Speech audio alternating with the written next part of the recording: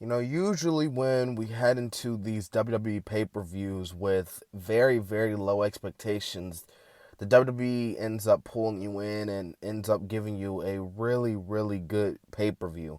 And tonight, WrestleMania Backlash was no exception. A lot of people heading into the show thought the show was going to be like, oh, just Cody Rhodes and Rollins and the main event, and that's going to be it for the show. But overall, if you look at this card for WrestleMania Backlash, this was a pretty good show.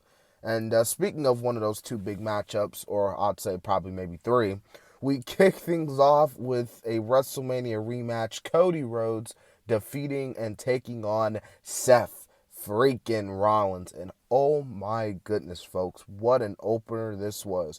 Not only did I think that this was obviously slightly better than their WrestleMania match, well, people can compare the two, it don't really matter, but man, really good opener tonight. One of the best matches of the night, man. And because we saw the advertisements tonight, Hell in a Cell, and we all know how Hell in a Cell is usually ends feuds. If they decide to do Cody and Rollins again inside Hell in a Cell to officially end their feud, well, guess what? I got no problem with that whatsoever. But as far as tonight goes, this was a really, really good opener and a really great matchup between the both men. Next, and this was kind of a cool down match, but pretty okay match to be honest with you. Also, a WrestleMania rematch, Omos defeating Bobby Lashley. Honestly, we all knew this was coming. Omos obviously wasn't going to lose to Bobby Lashley 2 times in a row, so Omos gets that win back, and he does it tonight against the almighty Bobby Lashley, MVP, doing his typical heel stick interference, but in the end, Omos gets the win here.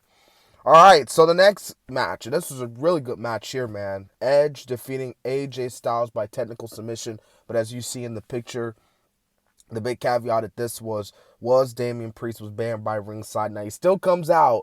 Well, technically he's not by ringside, but he's still out there. Balor ends up attacking Damian Priest. Someone trips AJ as he's on the top rope. Who is it? It's freaking Rhea Ripley. That's right, folks. Rhea Ripley is officially a part of Judgment Day. It's been rumored for a while that she was going to be a part of it. So, honestly, I think this is pretty cool, man. I think Rhea Ripley, it's going to be pretty cool to see her with, Judgment Day. That group is just heating up, man. I'm telling you. But, yeah, Edge gets the win. Next, we had an I Quit match for the SmackDown Women's title. Ronda Rousey defeating Charlotte Flair. This match, the feud, the build-up, just was meh, to be honest with you. You had some moments where were pretty good, other moments where it was just plain awful cringe. This match was freaking amazing, and, this match was dope. And it was just one of the examples of, you're heading into, a match and a pay-per-view with kind of low expectations. Again, WWE just, amped it up. You know what I mean? This was just two women beating the absolute hell out of each other. Someone who probably watching wrestling for the first time can look at this and say, man, these two women absolutely hate each other because these two women were going ham. Ronda wins the title, which, obviously was expected.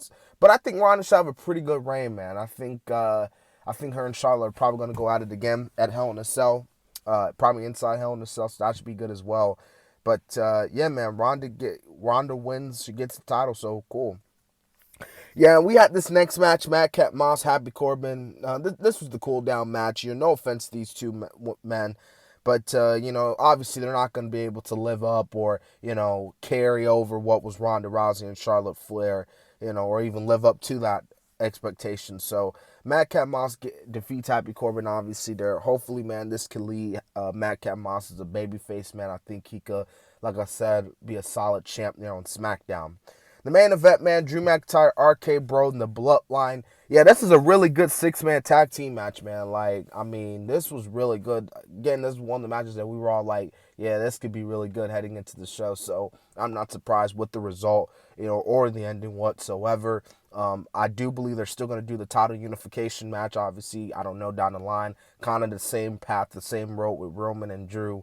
But like I said before, man, this show was really good, and it just goes to show you that, hey, we came in, because we were all coming into this show with low expectations, and now heading out, we're all like, yeah, this was a pretty good show. So, anyways, I hope you guys enjoyed my review. Remember to subscribe, like, and comment. This has been the Kid DC Wrestling, and so, yeah.